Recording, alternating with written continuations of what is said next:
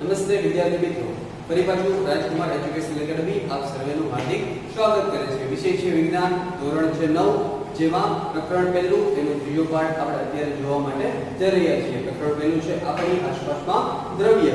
અત્યાર સુધી આપણે જોયું એ વિશેની ચર્ચા કરી લઈએ. તો આપણે જોયું કે દ્રવ્ય છે શું છે, આપણી આસપાસમાં કઈ કઈ જગ્યાએ એ રહેલું છે.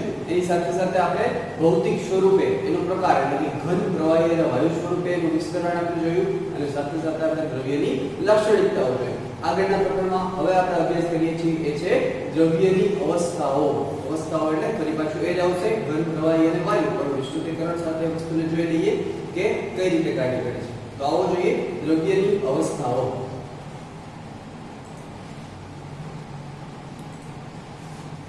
દ્રવ્યની અવસ્થાઓ. તમારી ચોપાસના દ્રવ્યોનું ધ્યાનથી અવલોકન કરો. આપણે જોઈ શકીએ છીએ કે આપણી આસપાસના દ્રવ્યો કઈ જુદી જુદી અવસ્થાઓ ધરાવે છે. 3 જુદી જુદી અવસ્થાઓ ધરાવે છે: ઘન, પ્રવાહી અને વાયુ. દ્રવ્યના કણોની લાક્ષણિકતાઓ જુદી જુદી હોવાના કારણે દ્રવ્યની 3 અવસ્થાઓ ઉદ્ભવે છે. હવે આપણે દ્રવ્યની 3 અવસ્થાઓના ગુણધર્મો વિશે વિસ્તૃત ચર્ચા કરીશું. ઘન અવસ્થા. એક પ્રવૃત્તિ દ્વારા ઘન અવસ્થાના ગુણધર્મો સમજીએ. આ દર્શાવેલ વસ્તુઓને એકઠી કરો. પેન, પુસ્તક, સોય અને દોરીનો ટુકડો. વસ્તુઓને કોરા કાગળ પર મૂકી તેની ફરતે પેન્સિલ ફેરવી તેના આકારનું રેખાચિત્ર બનાવો.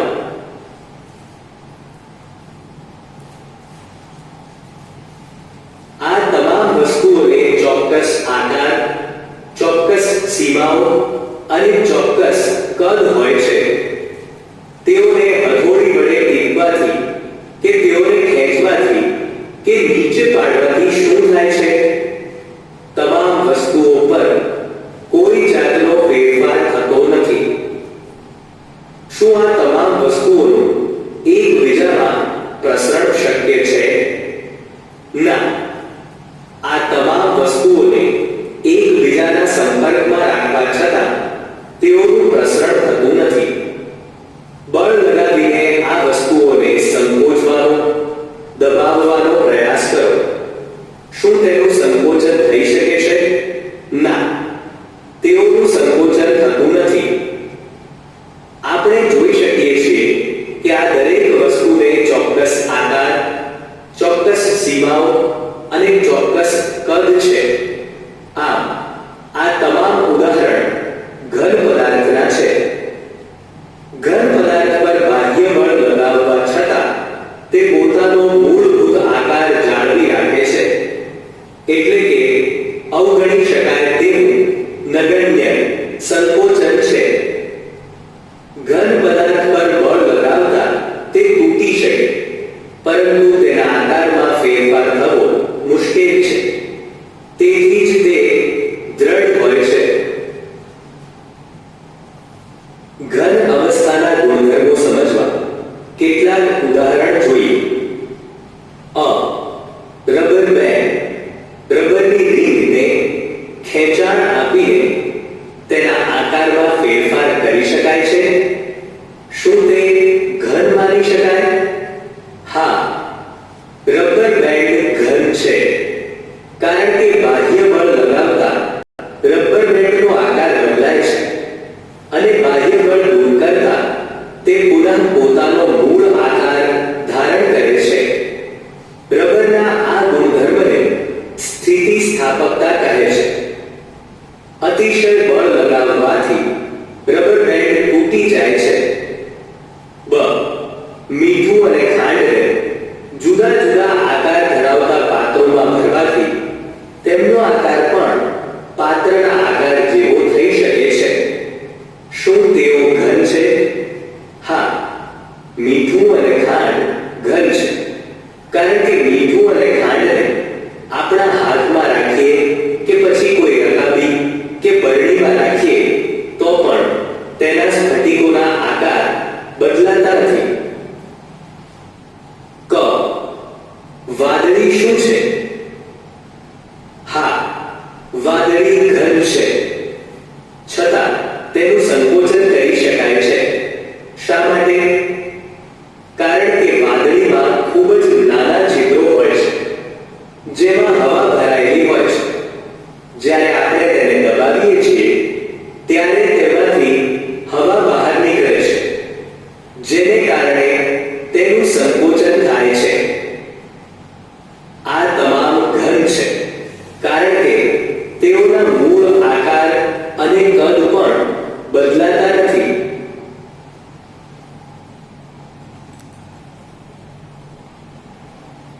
અહીં આપણે વાત કરી દ્રવ્યની અવસ્થાઓ વિશે. પહેલા તમને જણાવ્યું એ પ્રમાણે ભૌતિક સ્વરૂપના આધારે અહીં આપણે ચર્ચા કરી રહ્યા છીએ. એટલા માટે ઘન, પ્રવાહી અને વાયુ ત્રણ અવસ્થા છે જેની આપણે વિસ્તૃત ચર્ચા અહીં કરવાની છે. દ્રવ્યની લાક્ષણિકતાઓ ખરેખર કઈ કઈ હોય છે, જુદી જુદી હોવાને કારણે ફક્ત એના ત્રણ પ્રકાર છે એ પડી શકે છે. તો શરૂઆત આપણે કરી ઘન અવસ્થા દ્વારા. ઘન અવસ્થા દ્વારા એના ગુણધર્મો કયા કયા છે એ જોવાનો પ્રયત્ન કર્યો. તો આપણે આજુબાજુમાં રહેલી દરેક વસ્તુ છે દ્રવ્યની બનેલી છે. તેમાંથી ઘન અવસ્થા ધરાવતી વસ્તુઓ છે એ આપણે લઈ શકીએ, જેમ કે દોરો છે, પેન છે, બુક છે, લાકડું છે, કોઈ બી વસ્તુ આપણે લઈ શકીએ. જો એને રેખાંકિત કરવામાં આવે, પેન દ્વારા એને ચિત્ર દોરવામાં આવે તો આપણને ખ્યાલ આવે કે એને ચોક્કસ આકાર હોય છે.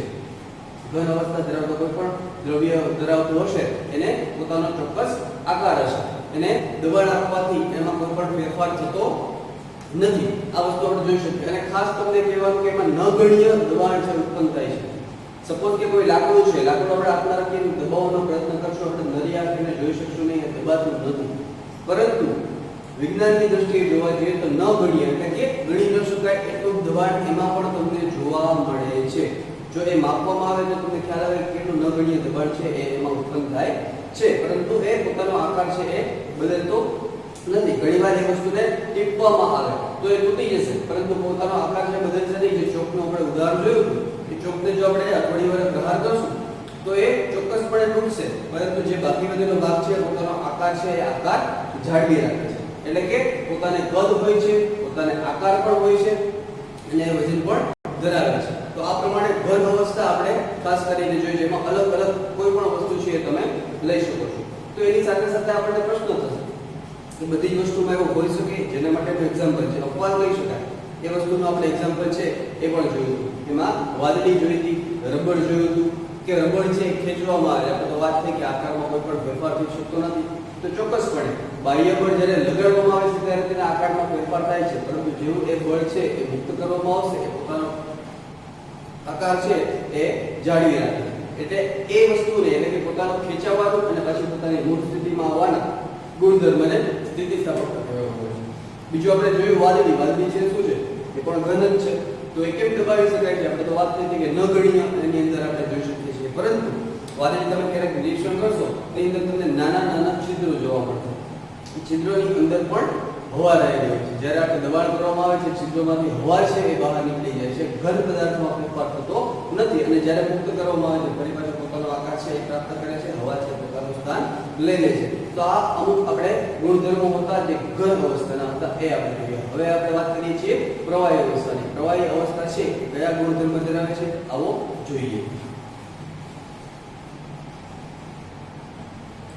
પ્રવાહી અવસ્થા એક પ્રવૃત્તિ દ્વારા પ્રવાહી અવસ્થાના ગુણધર્મો સમજીએ. નીચે દર્શાવેલી વસ્તુઓ એકઠી કરો. અ.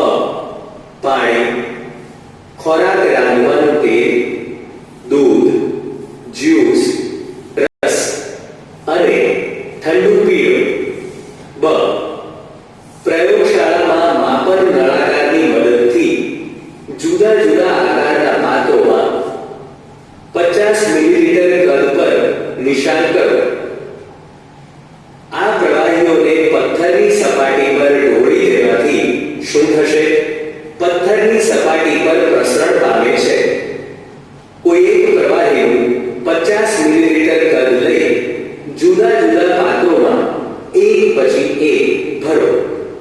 શું દરેક વખતે તેનું કદ સમાન રહે છે? હા, કદ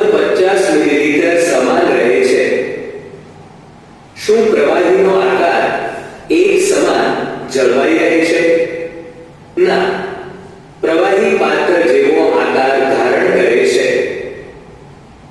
પ્રવાહીને એક પાત્રમાંથી બીજા પાત્રમાં રેડતા તે સરળતાથી વહન પામે છે.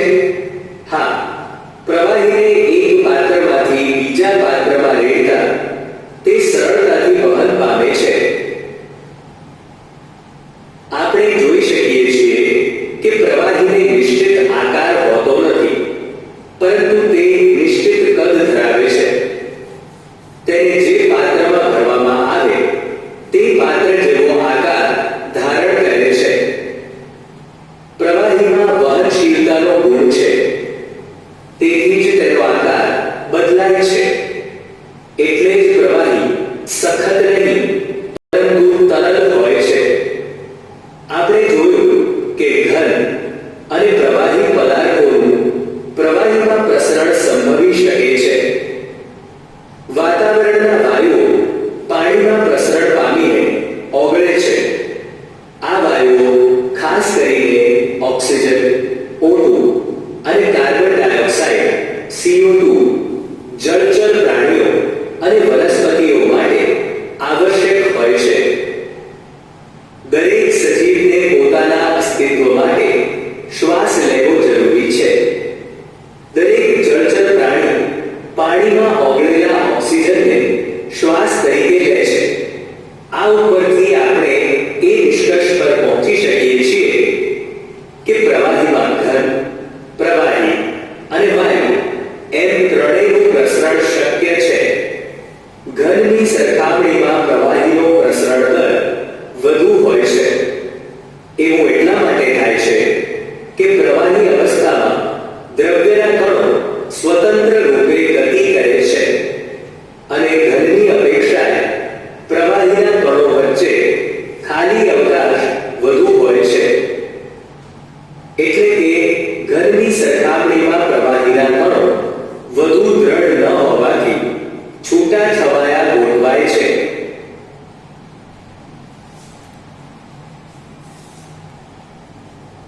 જોયું વિદ્યાર્થી મિત્રો, હવે આપણે વાત કરી એ હતી પ્રવાહી અવસ્થા. આપણી આજુબાજુમાં ઘણું બધું પ્રવાહી તમે જોઈ શકો છો. કોઈ પણ પ્રવાહી લઈ અને એની સાથે સરખામણી કરી અને ઘનથી કઈ રીતે અલગ પડે છે એ પણ અહીંયા જોઈ શકાય છે. શરૂઆતમાં ઘનનો એક મુદ્દો હતો જે પ્રવાહીને સમજવા જરૂરી છે, જે માટે આપણે આગળનો પ્રયોગ કરી છે. કોઈ પણ પ્રવાહી લઈ એને જુદા જુદા પાત્રમાં ભરવામાં આવે છે તો એ પાત્ર જેવો આકાર ધારણ કરે છે. એટલે કે પ્રવાહીને પોતાનો આકાર હોતો નથી. જો પ્રવાહીને જમીન ઉપર રેડવામાં આવે તો પ્રસરણ પામશે, કોઈ પણ આકાર ધારણ કરી શકશે નહીં. આ જ વસ્તુ જો તમને યાદ હોય તો ઘન અવસ્થામાં આપણે જોઈ હતી કે મીઠું કે ખાંડ એ કોઈ બરણીમાં ભરેલું હશે તો એના જેવો આકાર ધારણ કરે છે. તો એ ઘન અવસ્થા કઈ રીતે થઈ શકે? તો અહીંયા સમજવાની એ જરૂર છે કે ખાંડ અથવા મીઠાને કોઈ પણ આપણે પાત્રમાં ભરીશું, આપણે હથેળીમાં રાખીશું કે નીચે વેરી દઈશું, પરંતુ એને પોતાને સ્ફટિક છે એ સ્ફટિકના આકાર છે જાળવી રાખે છે, એમાં ફેર પડતો નથી, જેથી એ ઘન છે. જ્યારે એની સાપેક્ષમાં પ્રવાહી એટલે કે પાણી, તેલ, કેરોસીન કોઈ પણ બીજું પ્રવાહી છે એ પોતાનો આકાર ધરાવતો નથી, પરંતુ એ કોઈ પણ પાત્રમાં ભરી એક સરખું એનું કદ લઈ શકાય છે, એટલે કે કદ ધરાવે છે. આપણે કરી શકીએ કે 100 ml પાણી છે, 200 ml પાણી છે, બહારથી આપણે પાણીની બોટલ ખરીદીએ તો એમાં લખેલું હશે 1 લિટર પાણી છે, એટલે કે 1000 ml પાણી આની અંદર આવેલું છે. તો એનો મતલબ થશે કે ચોક્કસ આકાર ધરાવતો નથી, પરંતુ ચોક્કસ કદ છે એ ચોક્કસપણે ધરાવે છે. સાથે સાથે પ્રસરણની વાત કરીએ તો ઘન અવસ્થામાં આપણે જોયું હતું કે એક વસ્તુ ઉપર બીજી વસ્તુ મૂકતા એકબીજામાં પ્રસરણ પામી શકતા નથી. એટલે કે બુક ઉપર તમે પેન મૂકશો તો એકબીજાની સાથે પ્રસરણ નહીં પામે, ભળી જશે નહીં. ત્યારે પ્રવાહીમાં એવું બનતું નથી. પ્રવાહીમાં પ્રવાહી, ઘન અને વાયુ બધું જ છે પ્રસરણ પામી શકે છે. જેમ કે આપણે જોઈ શકીએ કે એક પ્રવાહીની અંદર બીજું પ્રવાહી એડ કરવામાં આવે તો એ મિશ્રણ થઈ જશે. આપણી પાસે શરબત હશે, શરબતની અંદર પાણી એડ કરતા એ આખું છે એ એકબીજામાં એડ થઈ જશે, એટલે કે પ્રસરણ પામી અને એકબીજાની અવસ્થા. આ પ્રવાહી જોયું, આપણે અગાઉ પણ જોઈ ગયા હતા કે પાણીની અંદર આપણે પોટેશિયમ પરમેંગેનેટ જો ઉમેરવામાં આવે તો એ પ્રસરણ પામે છે અને વિઘટિત થઈ જાય. સાથે સાથે એ પણ જાણવું જરૂરી છે કે વાયુ ખરેખર વાયુ છે એ પણ એની અંદર આપણને વિચાર થાય કે હવા છે પાણીની અંદર કઈ રીતે થશે, પરંતુ ખાસ કરીને ઓક્સિજન અને કાર્બન ડાયોક્સાઇડ વાયુ છે એ પાણીમાં પણ પ્રસરણ પામે છે અને એની સાથે ભળી જાય છે. આપણે આગળ 7મા અને 8મા ધોરણની અભ્યાસ કરી ગયા કે જળચર પ્રાણીઓ માછલી છે એ શ્વસન કઈ રીતે કરે છે? પાણીમાં ઓગળેલા ઓક્સિજન દ્વારા પોતાનું શ્વસન કરી શકે છે. એવલ સમુદ્રની અંદર રહેલી વનસ્પતિઓ પણ છે જેને કાર્બન ડાયોક્સાઇડ વાયુની પણ જરૂર પડે છે, તો એ પણ પાણીમાં ઓગળેલા કાર્બન ડાયોક્સાઇડ વાયુનો ઉપયોગ કરી અને પોતાનું જીવન છે એ આગળ વધારે છે. તો પ્રવાહી અવસ્થા છે એની અંદર પ્રસરણ છે એ સંભવ છે, ત્યારે ઘન અવસ્થાની અંદર નથી. એનું કારણ શું? તો એ તમે ચિત્રની અંદર જોયું કે એના જે કણ છે ઘન અવસ્થાની તુલનામાં એ ઘણા છૂટા છૂટા હોય છે. એટલે કે પ્રવાહી અવસ્થામાં દ્રવ્યની વચ્ચે દ્રવ્યના કણોની વચ્ચે અવકાશ છે એ ઘનની સરખામણીમાં વધારે પ્રમાણમાં રહેલો હોય છે, જેથી પ્રસરણ છે શક્ય થાય છે અને આગળનો આપણે જે પ્રમાણે જોઈ ગયા એ પ્રમાણે અવકાશ વધારે હોવાને કારણે દ્રવ્ય છે એની અંદર આવી શકે છે. તો આ થઈ પ્રવાહી અવસ્થાની વાત. હવે આપણે આગળ વાત કરીશું વાયુ અવસ્થા. જે ત્રીજી અવસ્થા છે આપણી વાયુ અવસ્થામાં કઈ રીતે લાક્ષણિકતાઓ દર્શાવે છે દ્રવ્યના કણો એ આવો જોઈએ. વાયુ અવસ્થા. તમે ક્યારે ગેસના ફુગ્ગાવાળાને જોયો છે?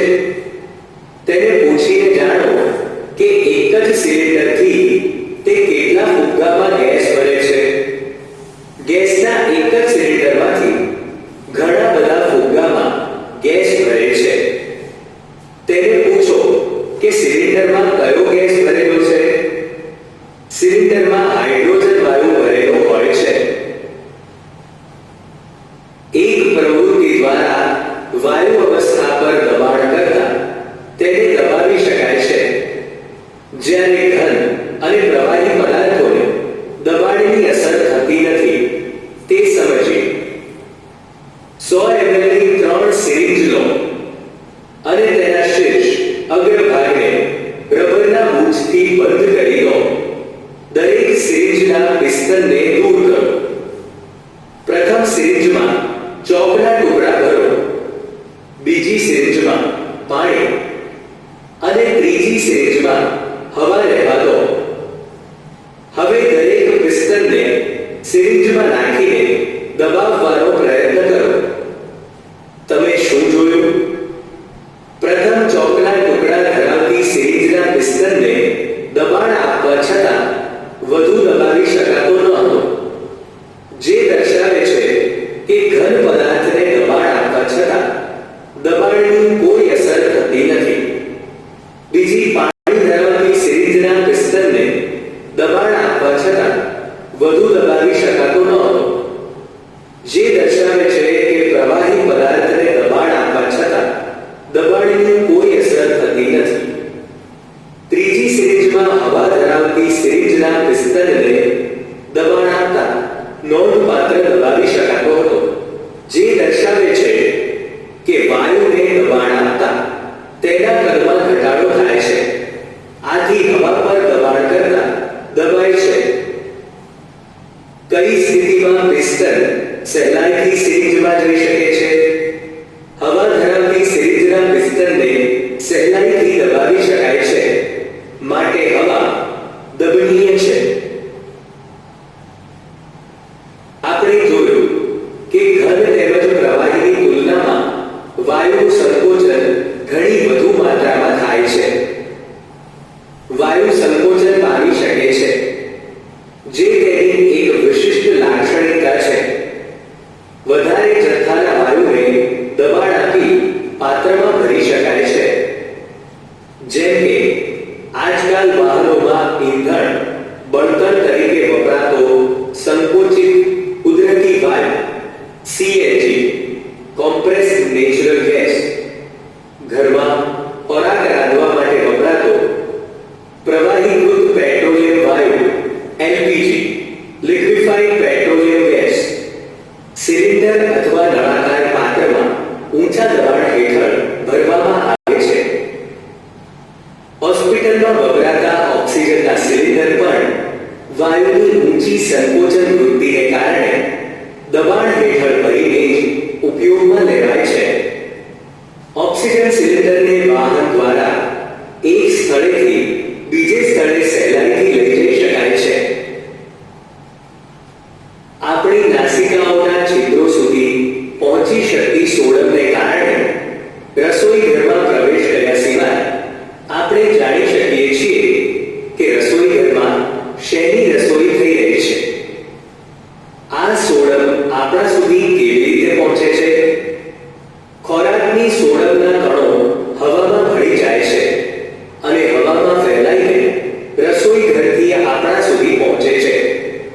આ સોડકના કણો હજી વધુ દૂર પણ જઈ શકે છે.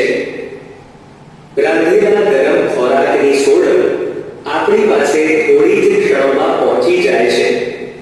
તેની ઘન તેમજ પ્રવાહીના કણોના પ્રસરણ સાથે સરખામણી કરો. કણોની ઝડપી ગતિ અને કણો વચ્ચેના વધુ ને વધુ ખાલી અવકાશને કારણે વાયુઓનું અન્ય વાયુઓમાં પ્રસરણ ખૂબ જ ઝડપથી થાય છે. વાયુ અવસ્થામાં કણોની ગતિ હલનચલન અસ્તવ્યસ્ત, અનિયમિત અને વધુ હોય છે. આ અસ્તવ્યસ્ત ગતિને કારણે કણો એકબીજા સાથે તેમજ પાત્રની દિવાલ સાથે અથડામણ અનુભવે છે. પાત્રની દિવાલ પરના વાયુના કણો દ્વારા પ્રતિ એકમ ક્ષેત્રફળ પર લાગતા બળને કારણે વાયુનું દબાણ ઉદ્ભવે છે.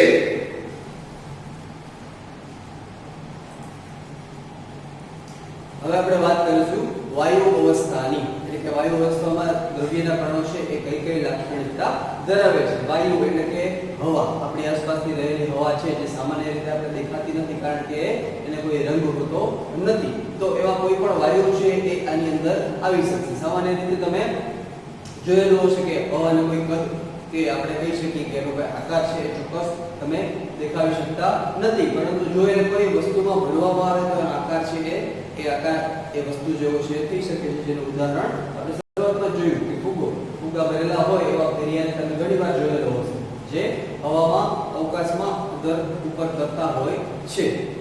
તો કયો વાયુ છે એની અંદર? તો એની અંદર છે હાઇડ્રોજન વાયુ હોય છે જે હવા કરતાં પણ હલકો હોવાને કારણે ઉપર જાય છે. અને સામાન્ય રીતે જો આપણે ઘરે પ્રયત્ન કરવાનો ટ્રાય કરીએ તો ઘણીવાર આપણે ઘણી બર્થડે પાર્ટીમાં કોઈ બી રીતે ક્યાંક ને ક્યાંક ફુગ્ગા ફૂલાવેલા હશે. તો આપણે શું કરીએ છીએ એ રબરના ફુગ્ગાની અંદર હવા પ્રવેશ કરાવીએ છીએ અને એ ફૂલવાને કારણે પોતાનો આકાર છે એ ધારણ કરે છે. તો વાયુ અવસ્થા છે એ ખાસ કરીને સંકોચનની જે પણ માત્રા છે એ વધારે પડતી હોય છે, સંકોચન છે એના પ્રમાણમાં સારી રીતે હોય છે. એ એની ખાસ લાક્ષણિકતા છે અને ખાસ એનો ગુણધર્મ પણ છે. આના માટે તમે જોયેલું હશે જે આપણે પ્રયોગ જોયો એ પ્રયોગમાં કે 3 સિરીઝ લેવામાં આવે, સિરીઝને નીચેથી એના છેડાઓ છે એ બંધ કરી દેવામાં આવશે અને ઉપરથી એકમાં ઘન એટલે કે ચોકનો ભૂકો નાખવામાં આવશે અને ઉપરથી ફરતી બાજુ એનું સિરીઝ છે એ એડ કરતા ચોક છે એ થોડા પ્રમાણમાં દબાણ અનુભવશે. પ્રવાહી છે એ ઘન કરતા થોડા વધારે પ્રમાણમાં દબાણ અનુભવશે, જ્યારે વાયુ અવસ્થા છે એમાં સૌથી વધારે દબાણ અનુભવી શકાશે એટલે સિરીઝને આપણે સામાન્યથી આરામથી નીચે જઈ શકે છે. જેને કારણે આપણે ખ્યાલ આવશે કે સંકોચન ક્ષમતા છે એ ઘણી બધી વધારે છે અને એના જ ઉદાહરણ એના જે ઉપયોગ કરી અને આપણે ઘણી બધી રીતે વાયુને છે એ ઉપયોગમાં લઈ શકીએ, જેમ કે કારમાં આવતો CNG gas, compress natural gas એટલે કે દબાણયુક્ત કુદરતી વાયુ છે. તો એ રીતે ભરેલો હોય છે. આપણા ઘરમાં વપરાતા જે બોટલ છે રસોઈ કરવા માટે એમાં પણ એલપીજી લિક્વિફાઈડ પેટ્રોલિયમ ગેસ તમે જોઈ શકો છો. ફરી પાછી એની ચર્ચા આપણે આગળ આવશે ત્યારે કરીશું. એ પણ આપણે જોઈ શકીએ છીએ અને ખાસ કરીને હોસ્પિટલમાં ઉપયોગમાં આવતા O2 એટલે કે ઓક્સિજન વાયુ ઘણીવાર દર્દીને જરૂર પડે છે ઓક્સિજન વાયુની, તો એ O2 નો બોટલ છે એમાં જોડાવવામાં આવે છે. તો ફક્ત એ ગેસ બોટલની અંદર ઓક્સિજન વાયુ છે એ ઘણી બધી સંકોચન કરી અને વધારે પ્રમાણમાં છે એ રાખવામાં આવે છે અને એને કારણે એક જગ્યાએથી બીજી જગ્યાએ છે એ સરળતાથી લઈ જઈ શકાય છે અને એનો ઉપયોગ છે આરામથી આપણે કરી શકીએ છીએ. તો આનો મતલબ શું થશે કે ઘન અને પ્રવાહી બંનેની સરખામણીમાં આની વચ્ચે રહેલી જે પણ અવકાશ છે, દ્રવ્ય વાયુ અવસ્થામાં જે દ્રવ્યના કણોની વચ્ચેનો અવકાશ છે સૌથી વધારે છે, તે અસ્તવ્યસ્ત ગતિ કરે છે. તમે જોઈ શકતા હો તો આપણે ઘરમાં રસોઈ થતી હોય ત્યારે ઘણીવાર આપણને બહારના ભાગમાં સુગંધ આવે છે. કઈ કારણે આવે છે? તો કે જે પણ રસોઈ આપણી બને છે એની સુગંધ છે હવામાં ભળી જાય છે અને આપણા નાક સુધી પહોંચે છે અને ઘણીવાર એ વધારે પડતું એરિયા કવર કરી અને આગળ પણ જઈ શકે છે. એવી જ રીતે અગરબત્તી છે એ પણ તમે જોઈ શકો છો કે ધુવાળો જે નીકળે છે વાયુ અવસ્થા છે અને હવામાં ભળવાને કારણે આપણા નાક સુધી છે એની ઝડપ છે એ પ્રસરી શકે છે અને એને જો કોઈ ગ્લાસમાં રાખીને માપવામાં આવે તો તમને એ પણ દેખાશે કે એ આજુબાજુની દિવાલમાં અથડાઈને બહાર આવશે. ધુવાળો છે એ દિવાલમાં અડશે પરંતુ ઘન અવસ્થા હોવાને કારણે બીજું કોઈ જોઈ શકશે નહીં, તો તે અથડાઈને બહાર આવશે અને આ જ વસ્તુ કહેવાશે કે ચોક્કસ પ્રકારના આકાર એટલે કે કદ પ્રમાણે એના ઉપર દબાણ કેટલું આવશે. ઘણીવાર આપણે સાંભળેલું છે કે હવાનું દબાણ વધવાને કારણે ચોમાસાની ઋતુમાં તમને ખાસ જાણવા મળશે કે કે લો પ્રેશર થવાથી હાઈ પ્રેશર થવાથી. તો લો પ્રેશર હાઈ પ્રેશર શું છે? હવાનું એક વસ્તુ ઉપર એકમ ક્ષેત્રફળ ઉપર લાગતું છે દબાણ છે એ વસ્તુ કહેવામાં આવે છે. આ આપણે જોયું ઘન અવસ્થા, પ્રવાહી અવસ્થા અને વાયુ અવસ્થા કઈ કઈ રીતે અલગ પડે છે અને કઈ રીતે કાર્ય કરે છે. સાથે સાથે જે આપણે આવેલું હતું વાયુ અવસ્થાની અંદર LPG આપણા ઘરમાં હોય છે ગેસ એ LPG એટલે કે લિક્વિફાઈડ પેટ્રોલિયમ ગેસ. એ તો વાત થઈ હતી ગેસની, એની સાથે લિક્વિડ જોડાણ આવું શા માટે બન્યું? તો એનો અભ્યાસ કરવા માટે હવે પછીનો આપણે જે ટોપિક છે એ આવતા વિડિયોની અંદર આપણે ચોક્કસપણે એનો અભ્યાસ કરશું કે શું દ્રવ્ય પોતાની અવસ્થા છે એ બદલી શકે છે. એનો મતલબ કે ઘન હોય તો એ પ્રવાહી થઈ શકે, પ્રવાહી હોય તો વાયુ થઈ શકે, વાયુ હોય તો ઘન અથવા પ્રવાહી થઈ શકે, પોતાની અવસ્થા છે બદલી શકે છે નહીં એ જોવા માટે આપણે આવતા વિડિયોની અંદર ફરી પાછા મળીશું. ત્યાં સુધી અભ્યાસ કરજો અને વધુને વધુ માહિતી મેળવવાનો પ્રયત્ન કરજો. આવજો.